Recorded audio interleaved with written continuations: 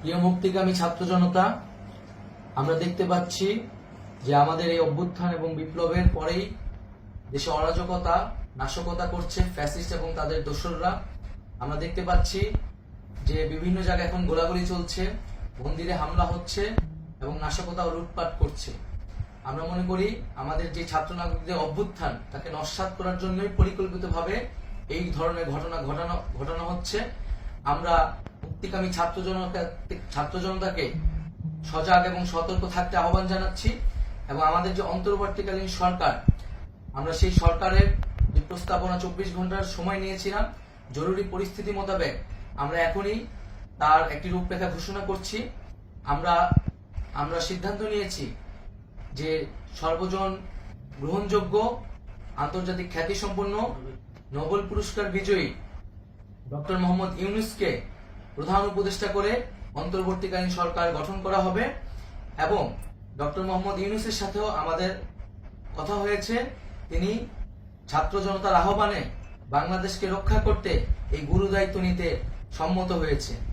আমরা সকালের মধ্যেই আমরা এই সরকার গঠনের প্রক্রিয়া দেখতে চাই। রাষ্ট্রপতির কাছে আহ্বান থাকবে যে দ্রুত সময়ের মধ্যে ডক্টর মোহাম্মদ ইউনূসকে প্রধান উপদেষ্টা করে অন্তর্বর্তীকালীন সরকার গঠন করা হোক এবং এই অন্তর্বর্তীকালীন সরকারের বাকি সদস্যদের নামও আমরা সকালের মধ্যে ঘোষণা করব।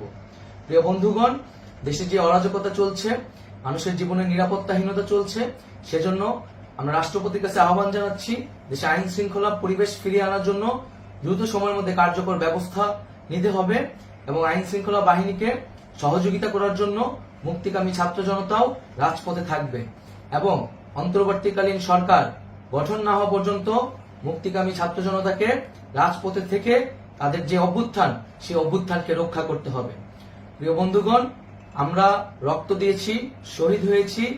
আমাদের যে প্রতিশ্রুতি একটি নতুন বাংলাদেশ গঠন করার জন্য, সেটিকে আমাদের অবশ্যই বাস্তবায়ন করতে হবে এবং অবশ্যই ছাত্র জনতার প্রস্তাবিত সরকার বাদে কোনো ধরনের সরকার কিন্তু মেনে নেওয়া হবে না।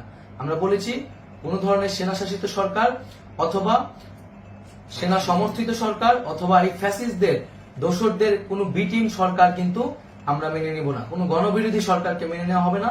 ছাত্র জনতার অভ্যুত্থানকারী যে প্রস্তাবিত সরকার, অন্তর্বর্তীকালীন সরকার, যেটা আমরা সিদ্ধান্ত উপনীত হয়েছি ডক্টর মোহাম্মদ ইউনূসকে প্রধান উপদেষ্টা করে এই সরকার গঠন করা হবে, সেই সরকারকেই বাস্তবায়ন করতে হবে অবিলম্বে। আগামীকাল সকাল থেকে সকলকে আহ্বান জানাচ্ছি রাজপথে থাকার জন্য এবং আমাদের যে সাম্প্রদায়িক সম্প্রীতি এবং রাষ্ট্রীয় সম্পদ রক্ষা কমিটির ঘোষণা হয়েছে বৈষম্যবিরোধী ছাত্র আন্দোলনের নেতৃত্বে, সকল পাড়ায় পাড়ায় এলাকায় এলাকায় সেই কমিটি পাহারায় থাকবে। আমাদের সংখ্যালঘু কমিউনিটিকে আমাদের রক্ষা করতে হবে, রাষ্ট্রীয় সম্পদ এবং এই দেশকে রক্ষা করতে হবে আমাদের।